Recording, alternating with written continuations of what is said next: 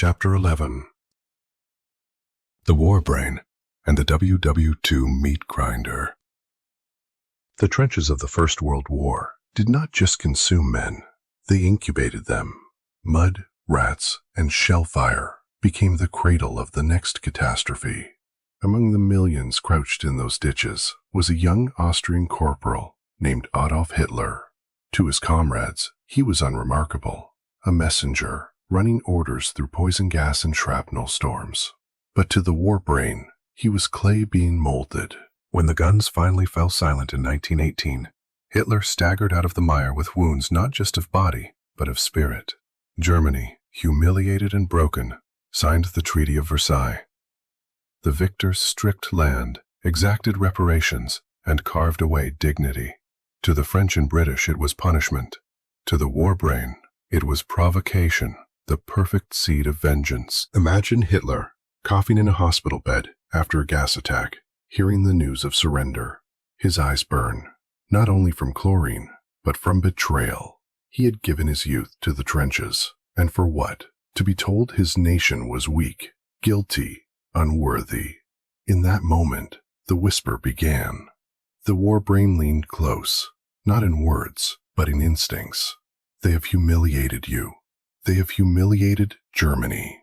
One day, you will repay them in fire. The whisper did not stop with him. Across Germany, veterans trudged home to empty fields and shattered towns. The war brain seeded their minds with resentment. They saw themselves as heroes betrayed, their sacrifices dishonored. It was fertile ground, and Hitler would become its most useful pawn. He began to speak, and when he spoke, he was no longer just a man.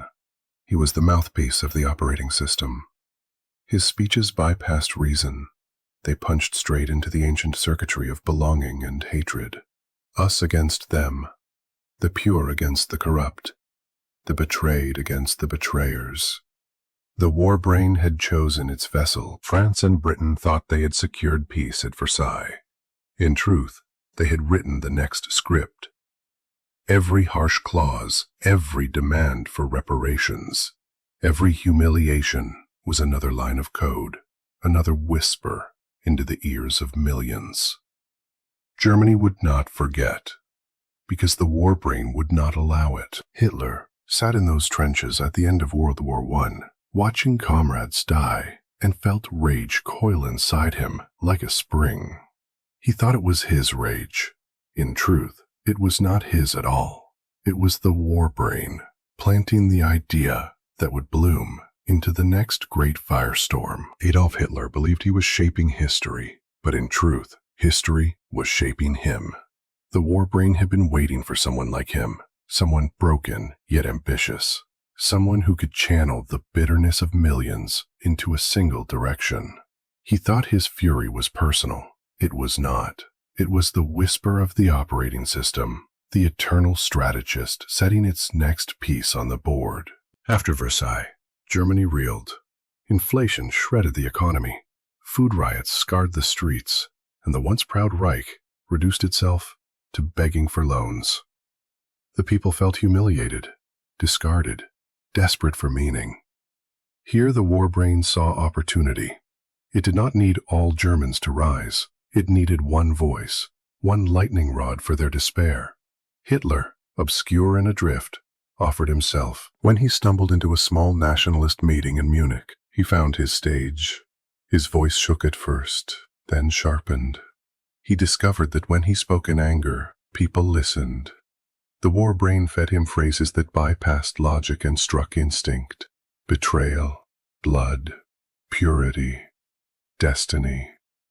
The crowd rose to their feet, not because he was clever, but because their own instincts were being triggered. Hitler was not convincing them, the war brain was. His charisma was never his own. It was the oldest code running through human neurons. Group identity, tribal rage, the intoxication of belonging. When Hitler shouted, "Germany will rise again," it was not a political program. It was a primal call. He was not thinking, he was channeling. The crowds were not reasoning. They were responding, like flocks of starlings, like schools of fish, like herds driven by an unseen shepherd. The war brain had hijacked them all. France and Britain thought they had created deterrence through punishment, but they had only created obsession. Reparations meant hunger. Territorial losses meant humiliation. Military restrictions meant impotence. Every clause of Versailles poured fuel on the fire. Hitler's speeches were simply the spark, and the war brain made sure he played every card correctly. The remilitarization of the Rhineland, the annexation of Austria, the swallowing of Czechoslovakia, each move a gamble, each gamble rewarded. France and Britain hesitated, blinked, and backed down. To human observers, this looked like Hitler's genius. In truth, it was the war brain, arranging the pieces, ensuring that resistance came too late. But the OS always plays a double game. Just as it elevates a pawn, it programs his downfall. The same instincts that made Hitler dangerous, paranoia, obsession, cruelty, would eventually undo him.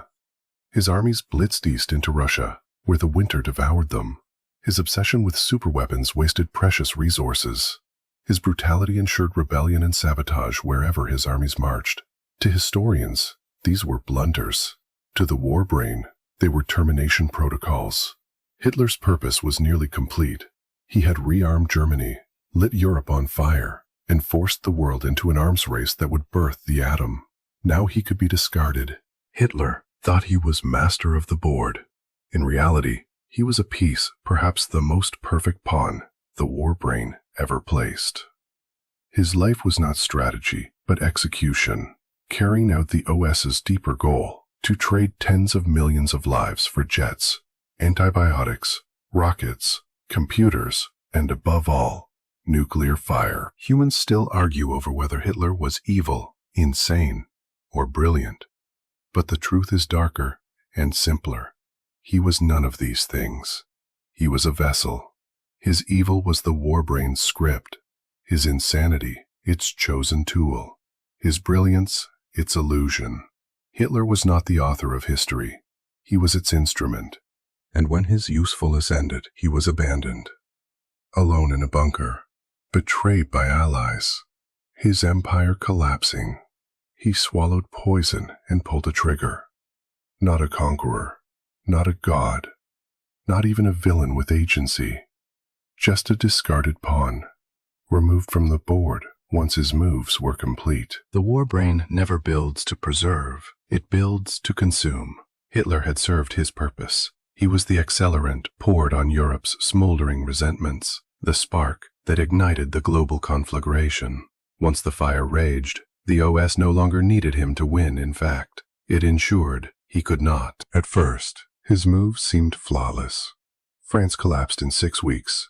Britain reeled, Russia staggered, and the world trembled. To human eyes, it looked like unstoppable genius, but the war brain was already adjusting the code. Hitler's purpose was to force humanity into industrial overdrive, not to rule it. If he triumphed too completely, the slaughter would end prematurely. The laboratory would shut down. The OS wanted the war to stretch, to escalate, to demand every ounce of ingenuity humans could extract. So it began to sabotage its pawn. The first whisper was hesitation. Operation Sea Lion, the invasion of England, faltered into nothing. With the British Isles intact, the OS preserved its proving ground, a base for American industrial might to flow into Europe. Then came the seduction of Russia. Instead of consolidating the Mediterranean or driving to the oil fields of the Caspian, Hitler hurled his armies into the endless expanse of the Soviet Union.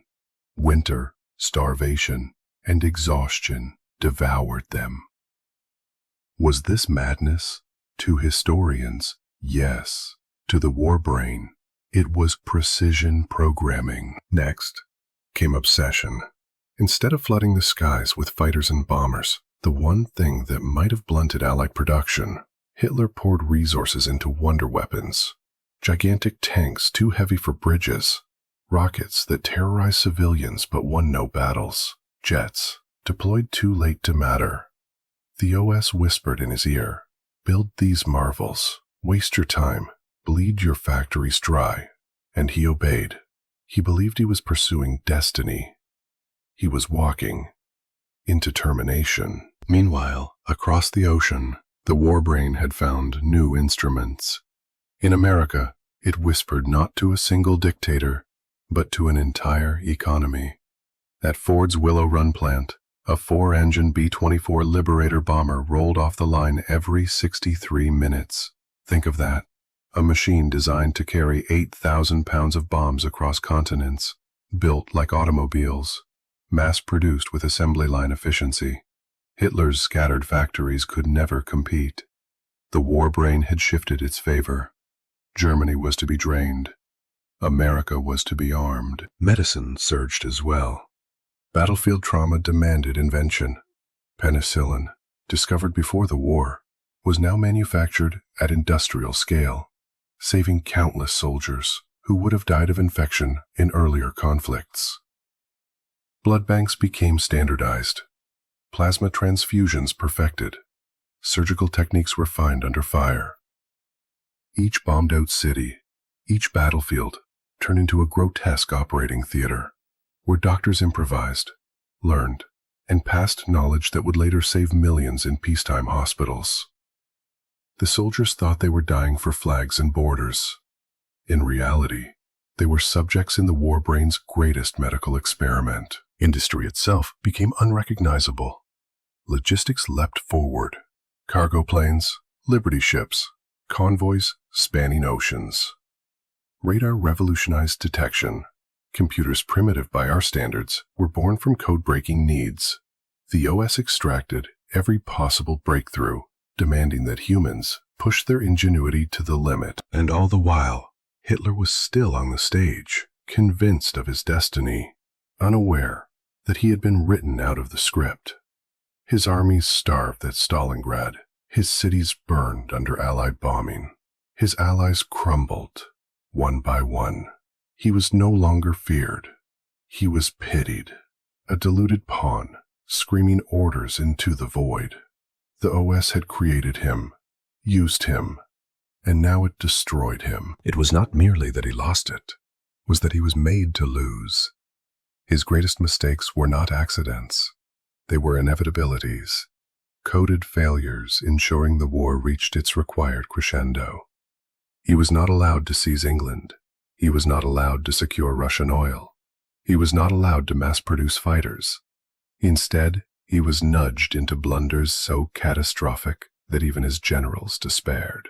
The OS had abandoned him the moment his utility ended. By the time Hitler sat in his bunker, muttering of phantom armies and betrayal, the war brain had already shifted its gaze.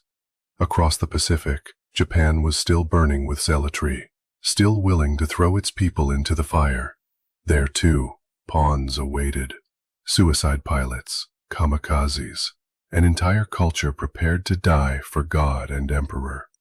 The war brain had created the ultimate instrument, not just soldiers fighting for survival, but soldiers eager for death, convinced paradise lay at the end of an enemy bullet.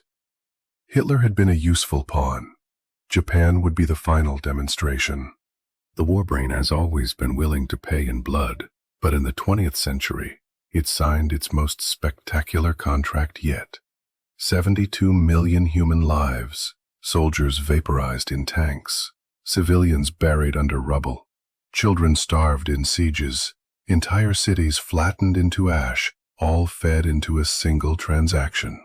To human eyes, this was carnage beyond comprehension. To the war brain, it was a purchase order. What was bought with those 72 million lives? Everything that defined modernity. The nuclear bomb, the jet engine, mass industrial production, radar, antibiotics, logistics on a planetary scale, computers, and the medical frameworks that still define hospitals today. It is grotesque to imagine, yet brutally logical. 72 million for the holy grail of power, the splitting of the atom. The war brain had been moving toward it for centuries. Gunpowder was an overture, dynamite a rehearsal, artillery an escalation. But atomic fire was the climax, and the OS would stop at nothing until humans crossed that threshold. To achieve it, the warbrain orchestrated perfect motivation. It whispered into the ears of generals, presidents, and scientists alike, stoking fear into a fever pitch. Hitler's brown shirts marching through Europe, Japan's soldiers overrunning Asia. These were not merely enemies. They were existential nightmares, carefully arranged. The message was hammered into every American scientist. Split the atom, or your wives will be raped, your children enslaved, your country burned. The warbrain knew what buttons to press. Men who might never have sacrificed sleep for curiosity suddenly worked 20-hour days under guard, convinced civilization itself rested on their equations. The Manhattan Project was framed as democracy's salvation, but in truth, it was inevitability. Once the laboratories in Los Alamos, Oak Ridge, and Hanford came online, once billions of dollars and the brightest minds were poured into uranium and plutonium, the bomb was no longer a question of if, it was a question of when. And once it existed, it would be used not because Truman decreed it, but because the warbrain demanded demonstration. Humans do not build their ultimate weapon and then shelve it politely. The OS knows that the only true proof of power is detonation. Truman may have agonized, advisors may have debated, but the decision was never his. The military had already prepared. The bombs had already been built. The targets already chosen. The crews already trained. The president was a figurehead in a play the warbrain had staged years earlier. The moment the atom was split, Hiroshima and Nagasaki were doomed. The warbrain had written it into the script. Sacrifice 2 cities. Show the world the horror, and by showing it once, prevent it from being used again in mutual suicide. And so it unfolded. August 6th and August 9th, 1945. In less than a week, 2 cities vanished.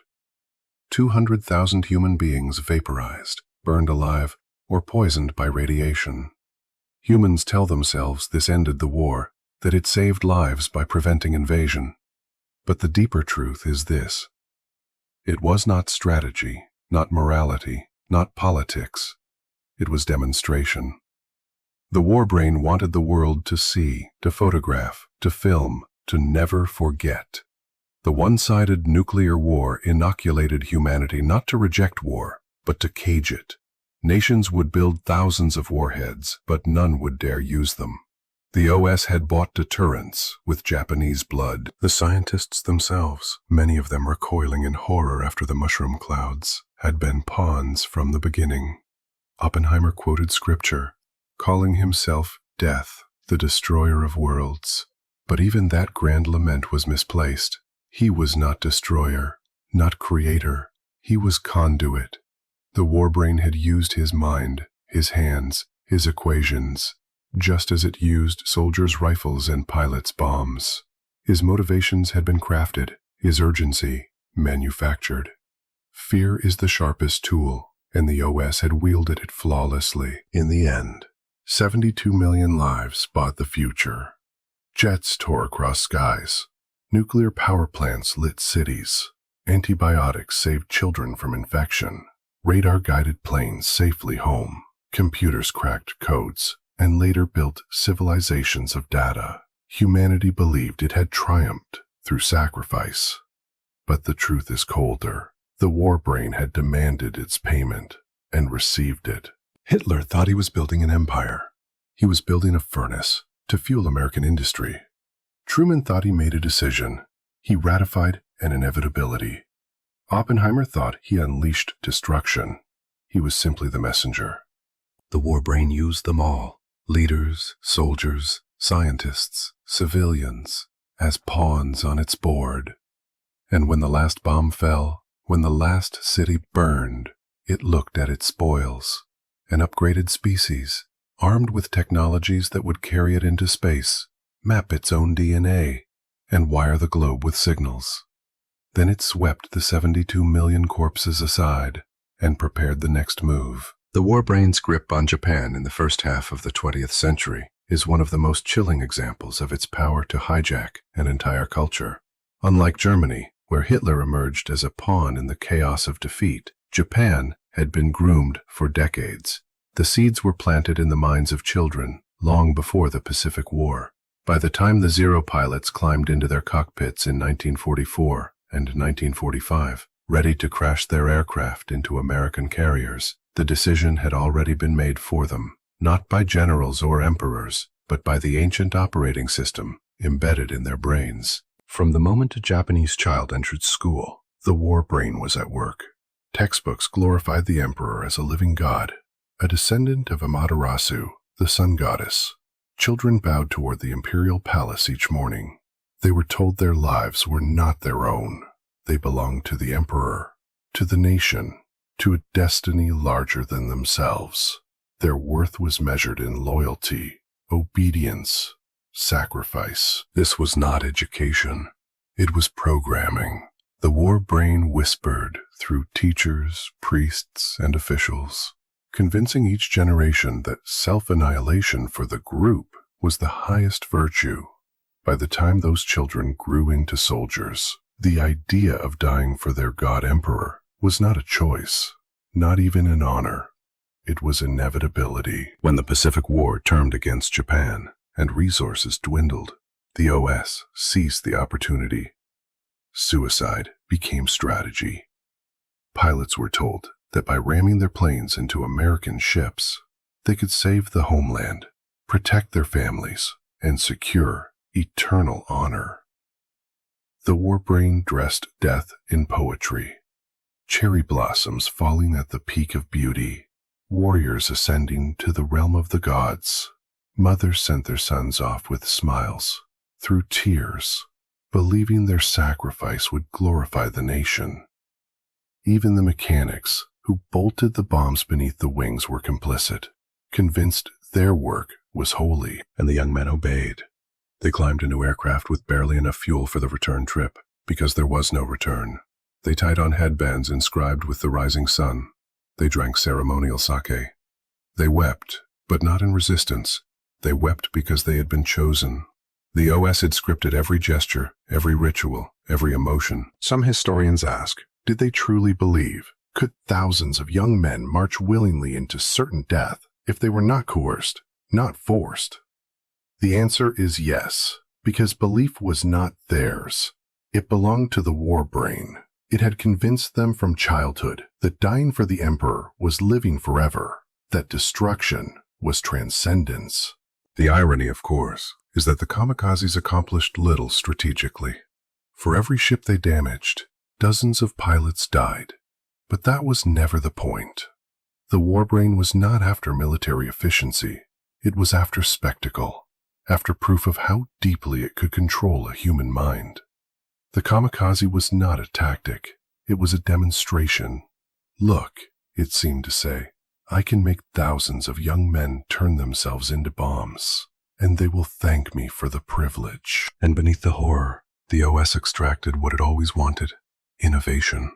Kamikaze tactics spurred the Americans to refine radar, naval defenses, and anti-aircraft fire.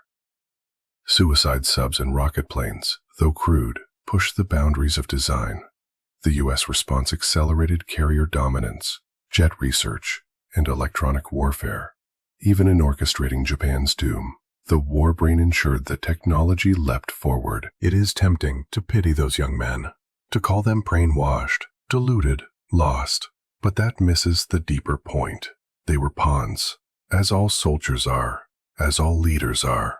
The war brain had chosen Japan for this particular theater because its culture was malleable, its traditions already steeped in loyalty and sacrifice. The emperor was the perfect vessel, a human god whose existence made dying for him seem sacred. And once the pattern was in place, the war brain squeezed every drop from it, turning an entire nation into a death cult with smiles on their faces. Humans marvel at the kamikaze, shaking their heads in disbelief. How could they do it, they ask.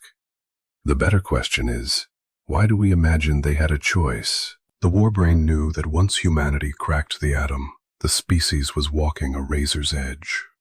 The power of the nucleus was absolute enough to light cities, or to erase them. Once the code for fission was written into human hands, the danger was immediate.